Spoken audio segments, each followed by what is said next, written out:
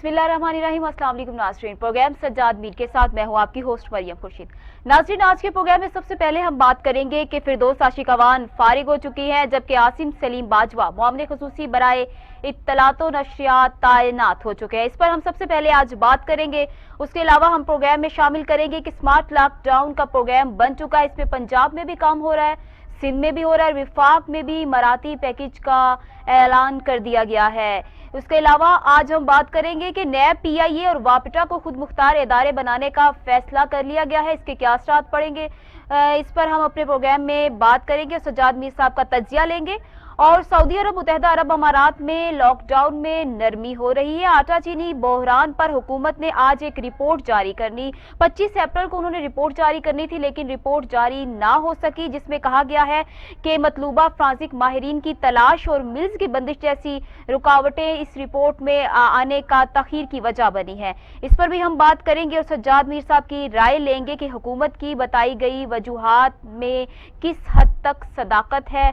उसके अलावा हम आज बात करेंगे कि कोरोना वायरस से निमटने के लिए वजीर आजम पाकिस्तान इमरान खान की जानिब से कायम करदा कोरोना रिलीफ फंड में अतियात जमा कराने के लिए लाइव टेलीथॉन एहसास ट्रांसमिशन का इनेकाद किया गया था। ताहम इस टेलीथॉन ट्रांसमिशन में अतियात से ज्यादा जो चीज सोशल मीडिया पर मौजू बहस बनी रही वो थे मौलाना तारिक जमील की दुआ। इस पर भी हम आज बात करेंगे। और आज का जो हमारा आखिरी मौजू होगा वो हम बात करेंगे कि विफाकी हुकूमत ने 18वीं तरमीम और NFC अवार्ड में नजरसानी का फैसला करते हुए इत्तेहादी और दीगर सियासी जमातों से राबते शुरू कर दिए हैं। यह क्या कहानी है? इन तमाम मौजूआत को हम अपने प्रोग्राम में शामिल करेंगे। रोजाना की तरह हमारे साथ सीनियर तजियाकार सज्जाद मीर साहब मौजूद हैं। अस्सलाम वालेकुम सर। वालेकुम सलाम। सर कैसे हैं आप? बिल्कुल ठीक है, आप बताएं। सर अल्हम्दुलिल्लाह मैं ठीक हूँ। कैसे रोजे गुजर रहे हैं? सर अल्हम्दुलिल्लाह बहुत अच्छे। आपके कैसे गुजर रहे हैं? बस अच्छे गुजर रहे हैं। जी सर, सबसे पहले बात करते हैं फिरदौस आशिकवान से कलमदान ले गया है वजीर इत्तलात व नशरियात का। आसिम सलीम बाजवा मामले खुसूसी बराए इत्तलात व नशरियात उनको तैनात कर दिया गया। आप क्या कहेंगे कि क्या वजह है? एक तो बात आप कहना भूल गए कि लेफ्टिनेंट जनरल आसिम सलीम बाजवा को तो मामले खुसूसी बराए इत्तलात नामजद किया गया है, लेकिन वजीर जो हैं वो शिबली फराज को बनाया गया। सेनेटर शिबली फराज जो हैं वो वजीर होंगे, यानी फर्स्ट टाइम एक फुल मिनिस्टर जो है वो इस डिपार्टमेंट को हेड करेगा। वरना फवाद चौधरी थे, वो मिनिस्टर थे, वो हेड करते थे, उसके बाद कोई मिनिस्टर नहीं आया था। एक मुआवने खुसूसी था और आपको पता है मुआवने खुसूसी इलेक्टेड नहीं होता। फिरदौस आशिकवान भी शिकस्त खा चुकी थी इलेक्शन में, इसलिए हाई हुई खातून थी, लेकिन अच्छा बोलती बड़ी वो एक ख़ास अंदाज से थी जो बहुत से लोगों को पसंद नहीं आता था। उनका अंदाज, उनका सलूक, हर एक से झगड़ती भी थी, उलझती भी थी। तो जब ये आज गई हैं तो मुझे 4-6 फ़ोन आए ये कहने के मुबारक हो यार, टीवी कुछ बेहतर हो जाएगा अब। मतलब इनकी शोर, मैं तो खैर इनको बहुत मेरा भी फोन उसमें शामिल था। अच्छा मैं तो बहुत पुराना इनको जानता हूँ, पीपल्स पार्टी के ज़माने कब का। ये एक तरह के हमारे यहाँ प्रोफेशनल लोग। असल में जो बात देखने की है वो ये हुआ है कि मेरे ख्याल महसूस किया गया है, इमरान खान को पहले भी लोग कहते थे कि इसकी क्लास नहीं है, वो क्लास नहीं, मतलब उस लेवल की नहीं है कि ये इसको इस काम के लगाया जाए। लेकिन इमरान भी एंजॉय करते हैं, यहाँ फैजुल हसन चौहान को लगा दिया, वहाँ फवाद चौधरी को लगा दिया, फिर इसको लगा दिया, फिर मज़ा लेते हैं, लोगों को डांट डपट करवाते हैं, एंजॉय करते हैं शायद। लेकिन जब बात बिगड़ने लगती तो उठा के आदमी को फेंक देते हैं। ये तो उनकी पार्टी की भी नहीं थी उस तरह की, ये तो बाहर से आई हुई थी।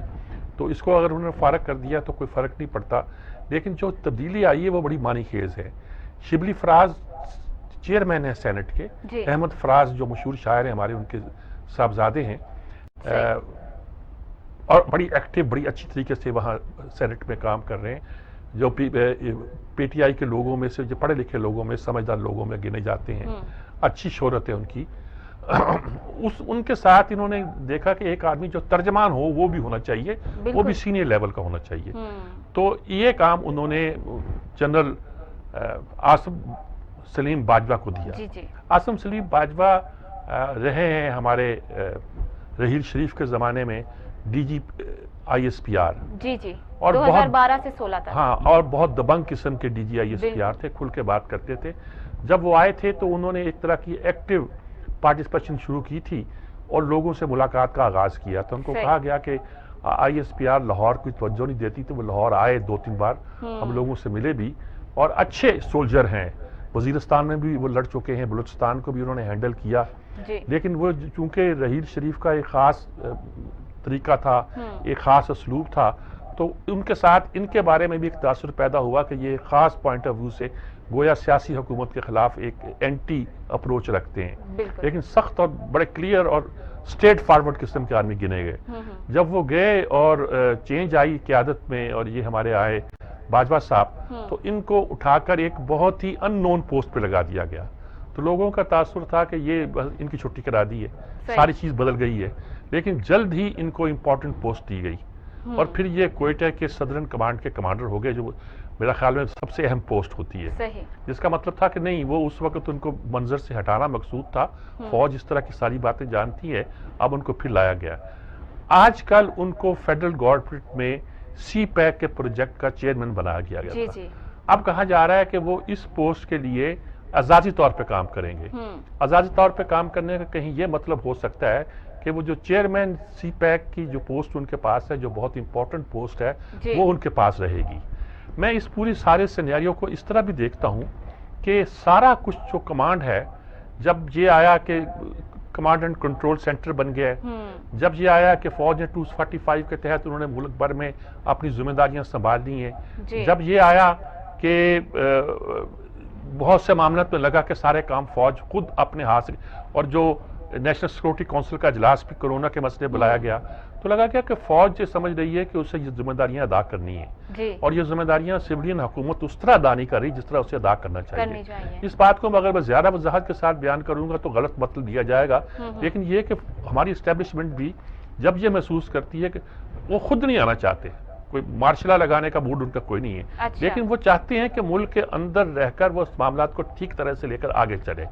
तो अब जो सूरत थी, आज जनरल नदीम ने, जो chairman joint chief of staff committee है, उन्होंने कमांड एंड कंट्रोल ऑफिस का दौरा भी किया है, जो गया हमारे सबसे नंबर 1 फौजी होते हैं, आर्मी चीफ के से भी ऊपर होते हैं, उन्होंने दौरा किया। आज ही ये हुआ कि आसिम सलीम बाजवा साहब इस पोस्ट पे आ जाएंगे। आज ही ये हुआ कि जो हमारे नेशनल डिजास्टर्स के चेयरमैन, उन्होंने बताया कि हमने 30,000 टेस्ट कर दिए हैं और 40,000 की कैपेसिटी हम हासिल कर लेंगे। ये सारी बातें ये बताते हैं कि फौज बहुत कंसर्न है इस मामले पे कि हमारी सिविलियन हुकूमत, खासतौर पर वफाक और सूबे आपस में लड़के सारी सूरत को ख़राब कर रहे हैं।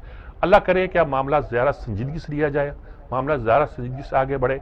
आसिम सलीम बाजवा जो हैं, वो कम अज कम उस तरह की फिक्रबाजी तो नहीं करेंगे, सियासतबाजी तो नहीं करेंगे जो फिरदौस आशिक अमान करती थी। तो इसका मतलब जिंदगी से बात होगी, सख्त बात कर सकते हैं लेकिन जिंदगी से बात होगी, और मेरा ख्याल में ये अच्छी पेश रफ्त है।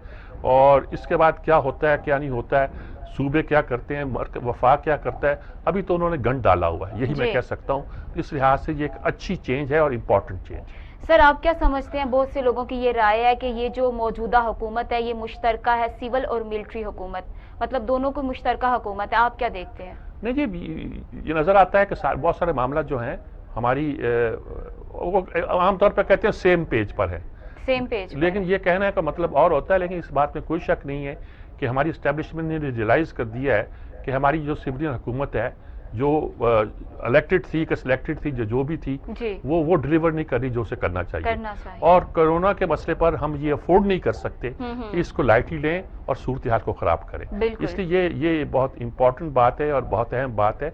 अब उसमें कई प्रॉब्लम भी पैदा होते हैं वफाक और सूबे के दरमियान, जो है क्या सवाल आपने रखा हुआ आखिर में, शायद बीच में कहीं आप पूछ लोगे, वो ख़ास तौर पर NMC अवार्ड और 8वीं तरमीम के बारे में, 18वीं तरमीम के बारे में, वो भी एक बड़ा इम्पोर्टेंट और टची इशू है जो आज चलता रहा, और मेरा ख्याल ये सिविलियन इस सूरत हाल को और भी ख़राब कर देंगे अगर यही चलता रहा तो। सर, अगले मौजू की जानिब बढ़ते। सर, स्मार्ट लॉकडाउन का प्रोग्राम बन चुका है, विफाक को देखें, सिंध में देखें, इन पे काम हो रहा है। अब विफाक ने भी मराठी पैकेज का ऐलान कर दिया है, आप क्या कहते हैं, कितना हेल्पफुल होगा इस कंडीशन में? देखिए, ज़ाहिर है कि अमेरिका तो अपने हिसाब से ऐलान करता ना जी, $2,000 एक बार कर दिया, 2,200 एक बार कर दिया। हम 8-10 बिलियन डॉलर कर सकते हैं। जी। अब 75 अरब डॉलर का हमने कोई पैकेज का ऐलान किया है कि जो बाहर दिहाड़ीदार बैठे होते हैं उन तक पैसा पहुंचाए, उन तक पहुंचे। एक वो किया है। दूसरा उन्होंने प्लान किया है कि हमारा जो ताजर दुकान खोलता है सनत का, छोटी सनत का, दरमियानी दर्जे की सनत का, उनकी मदद के लिए बैंकों से लोन या और पैसा जैसा भी है उसका एक बंदोबस्त किया जाए। ये बहुत देर से प्लानिंग थी, अब मेरा ख्याल में उस प्लानिंग को आखिरी शक्ल दे दी गई है।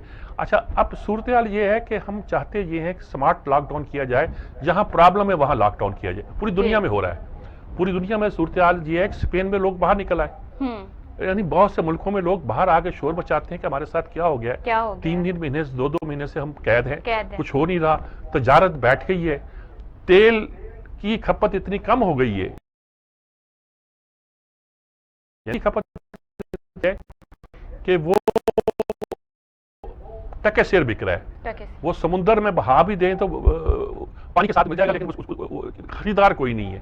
चुनांचे जहाजों में, खाली जहाजों में भर भर के, और ये कि जीरो प्राइस पे नहीं है, माइनस पे दिया जा रहा है। पैसे भी ले लो, तेल भी ले लो, यानी ये सूरत हाल, पैसे भी ले लो तेल भी ले लो वाली बात, ये सूरत हाल पैदा हो गई है। इस सूरत हाल में हमारा जो यहाँ सिंध वाले सूरत हाल में है, तो उन्होंने आया पहले, उनको कहा गया, अब जब उनसे कहा जाए इसको खोलो, तजारती मरकज खोलो, कारखाने खोलने की कोशिश करो, तो बड़ी शराइत लगा रहे हैं और लंबी लंबी शराइत कर रहे हैं कि ये दिक्कत लगाओ, ये ईमेल करो, वो करें। वहां के लोग इल्जामात लगा रहे हैं जी। अच्छा, मैं उनका रिकॉर्ड इतना अच्छा है कि मुझे वो इल्जामात दोहराते हुए अच्छा नहीं लगता, लेकिन साफ लफ्जों में वीडियो पे आती है जिसमें यह कहा जाता है कि ये पैसे मांग रहे हैं। अच्छा, चूंकि सिंध की गवर्नमेंट अब मौजूदा नहीं, लेकिन पीपल्स पार्टी की गवर्नमेंट के बारे में तासुर होता है, आमतौर पर मिलता है कि वो पैसा बहुत बनाते हैं हर काम में, तो ये एक अफवाह फैल गई। उधर वफाक जो है वो कुछ कर नहीं पा रहा, लेकिन अब सारी चीजें, ये सारी हमारी कमांड एंड कंट्रोल अथॉरिटी वगैरह सारी ने मिलकर, असद उमर ने जो उस कमांड एंड अथॉरिटी के चेयरमैन है, उन्होंने गोया अनाउंस किया है कि हम ये करने वाले हैं। इससे लगता है कि एक तरह की वो एक हुकूमत जो है एस्टेब्लिशमेंट के साथ मिलकर वहां इन्होंने एक अपना एक अड्डा गोया बनाया है, इन चीजों को अनाउंस करती है। अच्छा, अब वो चीजें कहाँ जाएंगी, कैसे लोगों को पैसे मिलेंगे, कैसे पहुंचेंगे, ये एक पूरा प्रोसेस है। और मैं बिल्कुल इस यकीन के साथ करता हूं कि सारा काम कमांड एंड कंट्रोल अथॉरिटी कर रही है, बजाय इसके कि हमारी सिविलियन हुकूमत को तरीके से चलती लेके आगे बढ़ती, वो नहीं हो रहा। और वफाक और उनके वो रोज सिंध पहले बड़ा अच्छा उसका इमेज था, अब वो रोज एक बयान वफाक के खिलाफ दे देते हैं, हमें इख्तियार नहीं दिए जा रहे, हमें पैसा कम दिया जा रहा है। सर, सिंध का ये भी बयान है कि हम टाइगर फोर्स की जो सर्विसेज हैं वो नहीं लेते। अब नहीं ना, क्यों? वो ठीक है, वो नहीं ले सकते। टाइगर फोर्स तो जिस तरह बनाई है हमारे पीटीआई ने, उसका तुक नहीं है, ना कोई जरूरत थी उसकी। बहरहाल वो तो अलग बात है, लेकिन उनका जो असल बात ये है, वो कहते हैं कि हमें पैसे नहीं देती वफाक। अच्छा, वफाक और लगता हूँ कि 18वीं तरमीम जो है वो जेर बहस आ गई है। 18वीं तरमीम जो जिस तरह बनी थी, 1.5 साल लगा के तमाम जमातों ने एक तरह का कंप्रोमाइज किया था। रजा रब्बानी ने जिस वक्त सेनेट के चेयरमैन थे, शायद हो गए थे बाद में, रजा रब्बानी ने जो बड़े एक रेडिकल गिने जाते हैं पीपल्स पार्टी के अंदर, वो एतजाज आसन, ताज हैदर, ये लोग गिने जाते थे बेनजीर के जमाने में भी, बड़ा रेडिकल। तो रजा रब्बानी ने अपने होने का इमेज जो था पैदा किया, बहुत इनकलाबी है गोया, और बहुत इनकलाबी ही नहीं, तरक्की पसंद किस्म के इनकलाबी हैं। अच्छा, ये वो लोग थे जो सूबों को इंडिपेंडेंस खुद मुख्तारी मांगते थे। अब वो तरीके के साथ इन लोगों ने, मैं हमेशा कहता था जब 18वीं तरमीम आई कि साबित कर दिया है हमारी पार्लियामेंट में कि कानून साजी के मामले में भी अहल नहीं है कि कोई अच्छी कानून साजी कर सके। उन्होंने कानून साजी की, बाद में मालूम हुआ कि मिसाल के तौर पर उन्होंने कहा 4,000 हम कमाते हैं साल का, और उसमें 2300 सूबों को दे देते हैं। उन्होंने अपना शेयर मांगा, दे दो। अब जो 1700 रह जाता है उसमें आपको डिफेंस का देना है 1100 जी। और उसके अलावा डिफेंस के अलावा जो दूसरी जरूरत है आपकी, वो आपने डेट सर्विसिंग करनी है, तो आपके पास पैसा नहीं रहता। तो आपने वफाक को तो बिल्कुल कंगाल कर दिया ना, और सुबह वो काम नहीं करते। अब कोरोना पैसे मांग रहे हैं, हेल्थ आपके पास है। दूसरा, एजुकेशन के बारे में प्रॉब्लम था, एजुकेशन के बराबर में हेल्थ ने साबित कर दिया। एजुकेशन के बराबर में प्रॉब्लम था कि बाकी ठीक है, इंडिपेंडेंट इदारे चलाएं, कॉलेज चलाएं, स्कूल चलाएं, लेकिन ये तो नहीं हो सकता, यानी कि खास तौर पे एजुकेशन के बारे में कि आप निज़ाम तलीम जो है वो सूबे तय करें। निज़ाम तालीम तो कम से कम पाकिस्तान में एक मरकजी होना चाहिए ना, यानी कि ये नहीं कि हमारा हीरो राजा दाहर हो और उनका हीरो मोहम्मद बिन कासिम हो, इस तरह तो नहीं चल सकता। तो बहुत सी चीजें थी और छोटे से और बहुत से प्रॉब्लम है जो कहते हैं कि 18वीं तरमीम में कुछ अमेंडमेंट होनी चाहिए। ये कहते हैं कि ये आप हमारी सूबाई खुद मुख्तारी को ले रहे हो। अच्छा, वो सूबाई खुद मुख्तारी का मसला इतना चलाते हैं कि लगता है कि मुल्क मौजूद ही नहीं है। रियासत तो मुल्क का नाम है, सूबे का नाम नहीं है। जिसे हम रियासत कहते हैं वो तो मुल्क का नाम है। अब वहां ये हो गया, मसलन एक जमाने में आईजी के मसले फटा पड़ गया, क्या इसी को रखना, आईजी को नहीं रखना, वो कहते रखना, वो कहते नहीं रखना। एक जमाने में ये हो गया था कि आपको हर 3 महीने के बाद रेंजर को एक्सटेंशन देनी होती थी, लॉ एंड ऑर्डर को सिंध गवर्नमेंट देती नहीं थी। 10-12 दिनों के बाद, फिर 15 दिनों के बाद वो कोई खींचातानी जो होती है, कुछ फौज समझाती होगी, कुछ और समझाती होगी, फिर उनको कुछ प्रेशराइज किया जाता, फिर देते। एक नेचुरल निजाम चल नहीं रहा। बिल्कुल। और फिर ये भी हो गया है कि सूबे जो है वो इख्तियार तो ले लिया उन्होंने, इख्तियार तो ले लिया, लेकिन अगर बल्दियाती इदारों को ट्रांसफर नहीं कर रहे। बल्दियाती इदारे सिंध ने भी तोड़ दिए, पंजाब ने भी तोड़ दिए।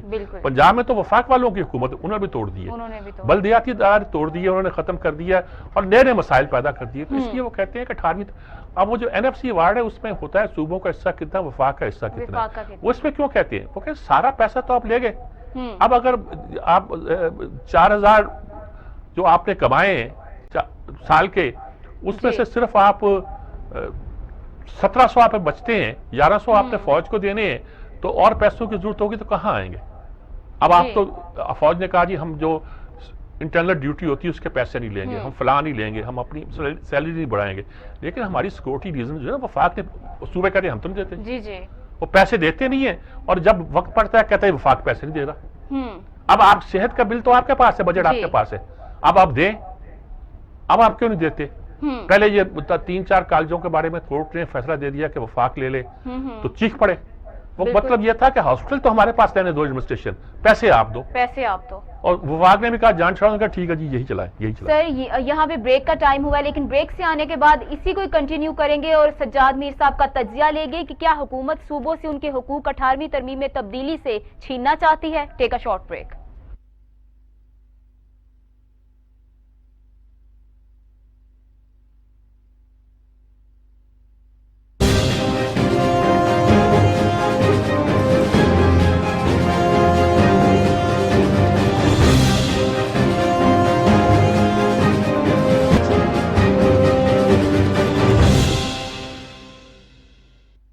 वादियों से वसेब तक, मरग़ज़ारों से कोहसारों तक, झीलों से चट्टानों तक, साहिलों से रेगिस्तानों तक, पाकिस्तान की एक ही आवाज, एक नई उभरती पहचान।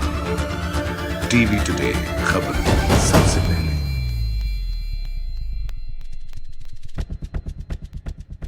आटे के थैले तकसीम किए जा रहे थे, उसके ऊपर तस्वीर थी मुराद अली शाह की। ये हमारे हुक्मरानों को आदत है कि यहाँ शहबाज शरीफ भी करते थे, ये भी करते थे, इमरान खान भी कर रहे हैं। अगर इसकी दुकान खुली तो मैं भी खोलूंगा। 144 में पकड़ लेंगे, गिरफ्तार कर लेंगे, फाइन कर देंगे, ये कर देंगे, वो कर देंगे। हमारा डिफेंस बजट तो था, दुगना हो गया था, लेकिन दुगना 5 साल में इसलिए हुआ था कि हमारी GDP का उतना ही % था। आप इस मुल्क में इन्वेस्टमेंट का रास्ता रोक रहे हैं, आपके यहाँ कोई नहीं आएगा पैसा इन्वेस्ट करने के लिए। नवाज शरीफ इतनी बिजली पैदा कर गया है कि अब इस मुल्क को नई बिजली की जरूरत नहीं। पाकिस्तान के अंदर तो वही हो रहा है जो रोज होता है, आज ही वही हो रहा है।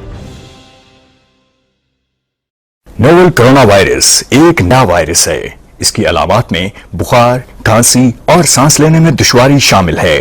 बीमारी की शिद्दत नमूनिया की शक्ल इख्तियार कर सकती है। याद रखें, हर जुकाम, बुखार और खांसी कोरोना वायरस नहीं, और मुतासिर अफराद में से 97% लोग सेहतयाब हो जाते हैं। अवाम से दरखास्त है कि खांसते और छींकते हुए मुंह टिश्यू पेपर या रुमाल से ढांप कर रखें।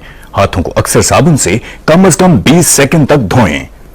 अगर आपने गुज़श्ता 14 दिनों में बैरून मुल्क बिलखसूस चीन या ईरान का सफर किया है और कोरोना वायरस की अलामात का शुबा है तो हेल्पलाइन नंबर 1166 पर राब्ता करें।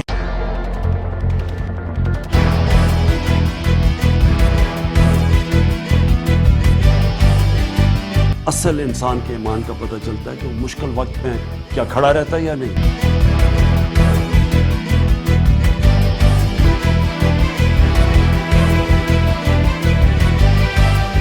Corona relief marathon TV today और अलखिदमत फाउंडेशन एक साथ। कोरोना अजाब नहीं, एक वार्निंग। कोरोना से डरना है, ना लड़ना है, बल्कि अपना अपना किबला दुरुस्त करना है। आसानियां बांटने के सफर में टीवी टुडे और अलखिदमत फाउंडेशन हम कदम। दुनिया परेशान है और आपका इम्तिहान है। आइए मिलजुल कर इंसानियत का सहारा बने। टीवी टुडे और अलखिदमत फाउंडेशन के नेटवर्क में आए। अपना सरमाया, वक्त और सलाहियतें मुल्क कौम के लिए वक्फ करें। टीवी टुडे की मैराथन ट्रांसमिशन का हिस्सा बने। राबिता 04235843206, 04235882015। अपने अतियात देने के लिए अलखिदमत फाउंडेशन के इन नंबर्स पर राब्ता कीजिए। 04235441516, 03004431 03000771601। अलखिदमत फाउंडेशन के सुनहरी बैंक अकाउंट नंबर 000120000119439 और सुनारी बैंक के इंटरनेशनल अकाउंट नंबर PK12SONE 0001200119439 में भी डोनेशन जमा कराए जा सकते हैं।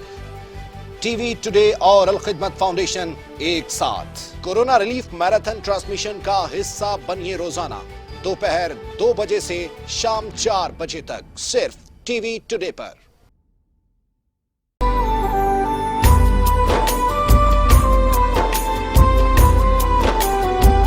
रसूलुल्लाह सल्लल्लाहु अलैहि वसल्लम ने फरमाया, तुम्हारे पास रमजान आया है, ये बरकतों वाला महीना है। अल्लाह ने इसके रोजे तुम पर फर्ज किए हैं।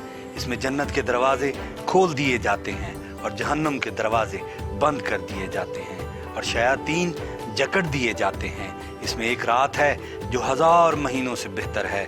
जो इसकी भलाई से महरूम रहा तो तहकीक वो महरूम ही रहा।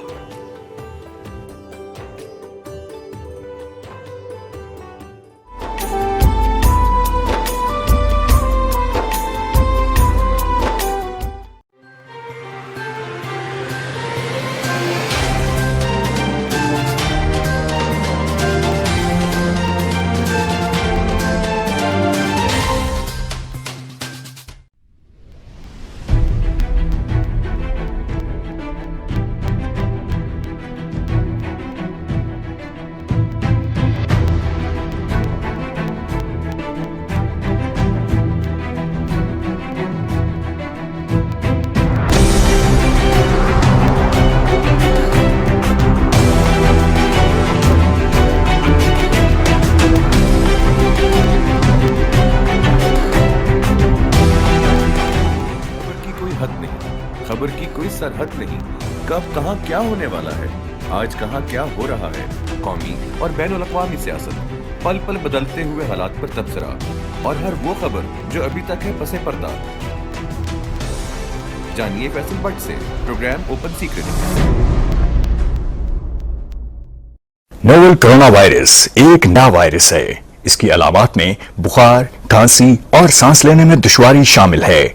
बीमारी की शिद्दत नमूनिया की शक्ल इख्तियार कर सकती है। याद रखें, हर जुकाम, बुखार और खांसी कोरोना वायरस नहीं और मुतासरा अफराद में से 97% लोग सेहतयाब हो जाते हैं। अवाम से दरखास्त है कि खांसते और छींकते हुए मुंह टिश्यू पेपर या रुमाल से ढांप कर रखें। हाथों को अक्सर साबुन से कम से कम 20 सेकंड तक धोएं। अगर आपने गुज़श्ता 14 दिनों में बैरून मुल्क बिलखसूस चीन या ईरान का सफर किया है और कोरोना वायरस की अलामात का शुबा है तो हेल्पलाइन नंबर 1166 पर राब्ता करें।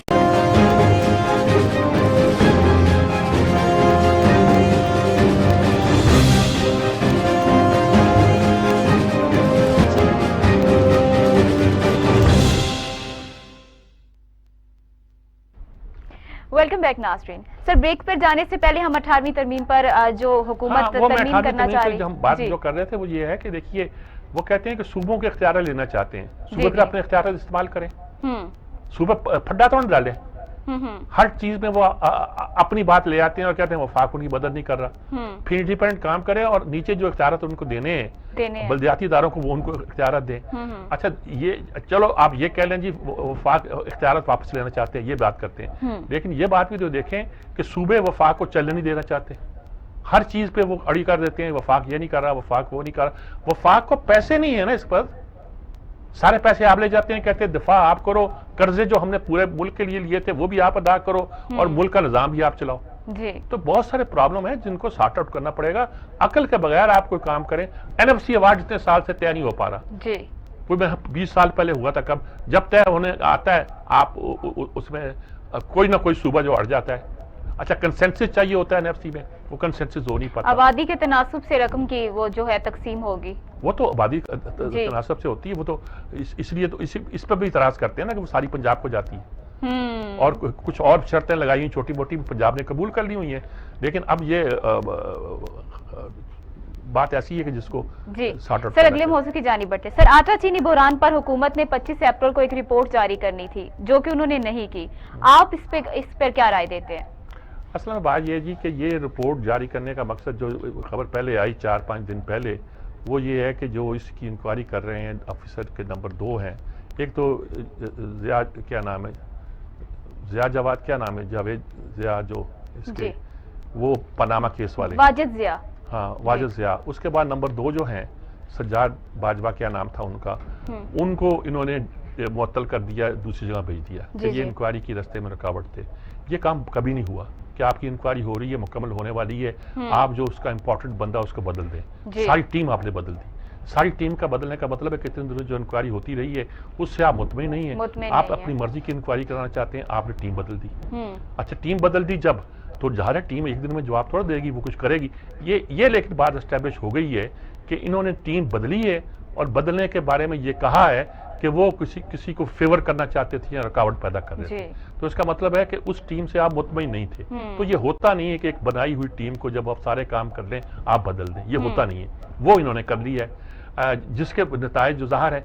अब वो रिपोर्ट सामने नहीं है, रिपोर्ट आएगी, रिपोर्ट के जरिए क्या होगा।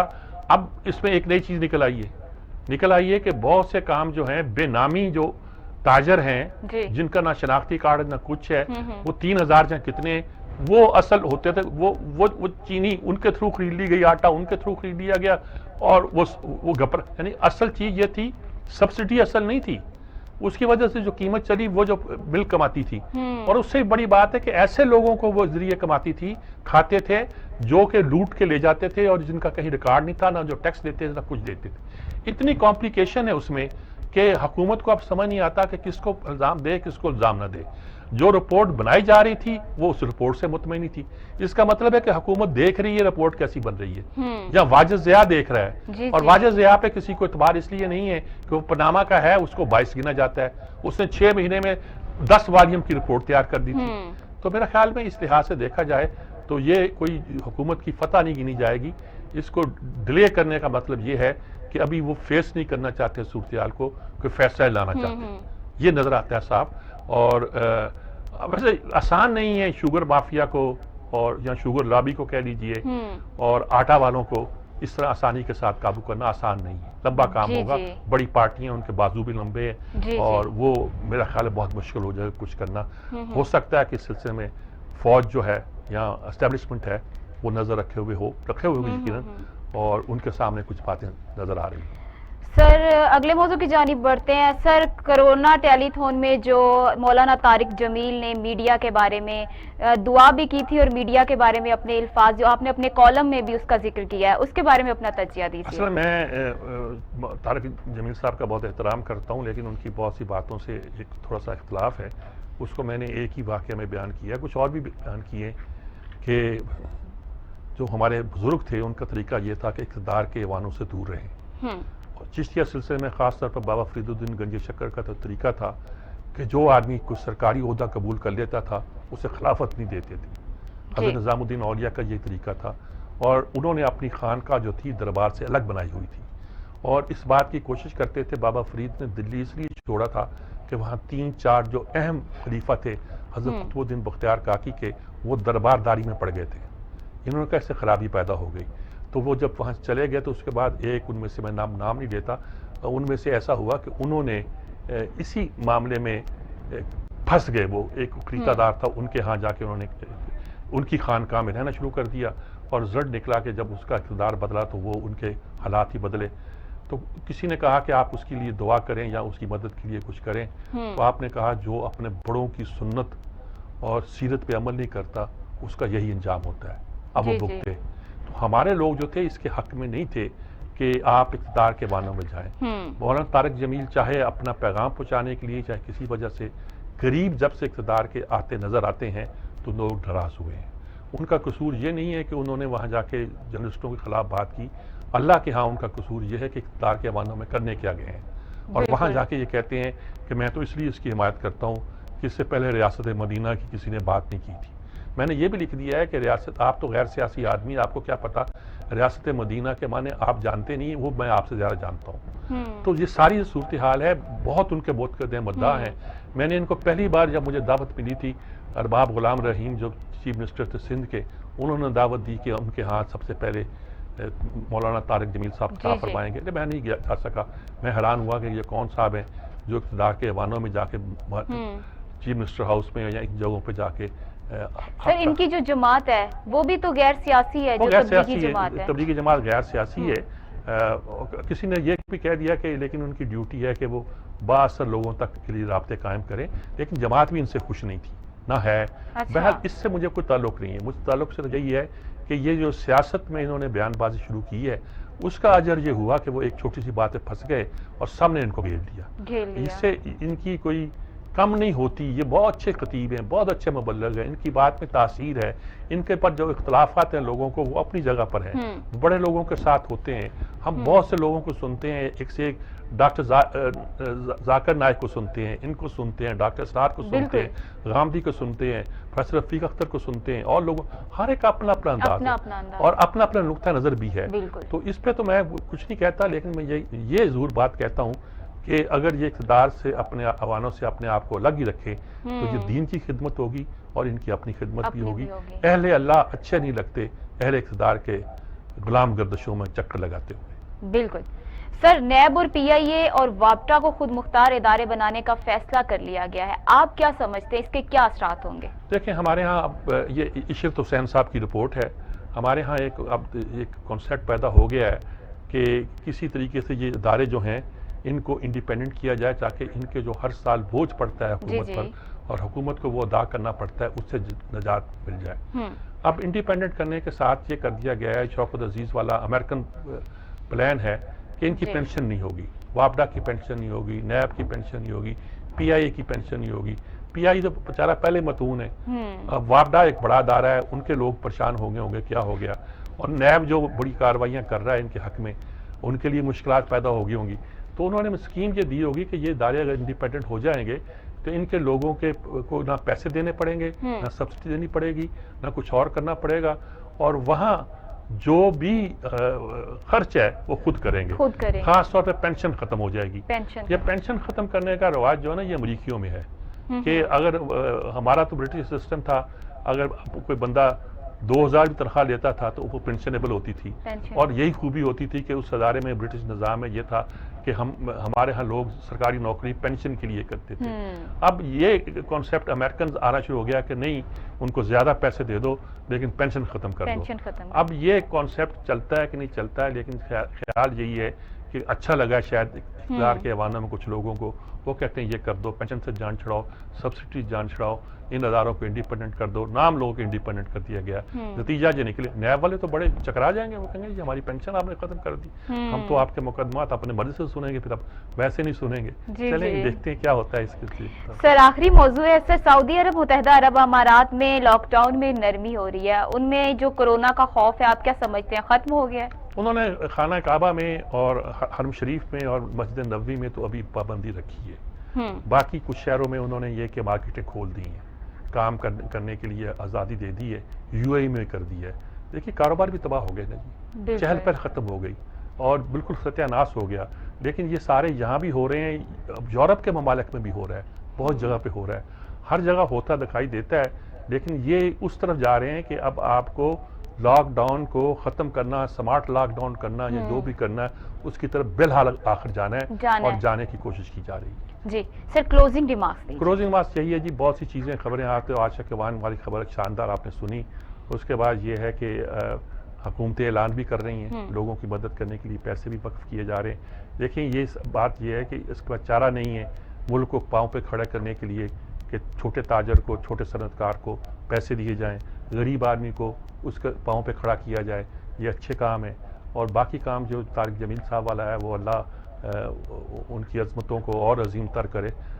उन्होंने एक बात की है जिस पे बहुत से लोगों को इतराज़ हुआ, और मेरे ख्याल में इतराज़ इसलिए पैदा हुआ कि वो इक़्तिदार के ऐवानों में जाने का उन्होंने गलती की है, और ये उन्हें नहीं करनी चाहिए थी।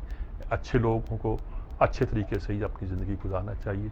पर यही खबरें आज की, यही अहम खबरें। जी नाज़रीन, आज का प्रोग्राम आपने देखा। आप हमें अपने फीडबैक से जरूर आगाह कीजिएगा। कल फिर मिलेंगे, तब तक के लिए अल्लाह ने के बाद।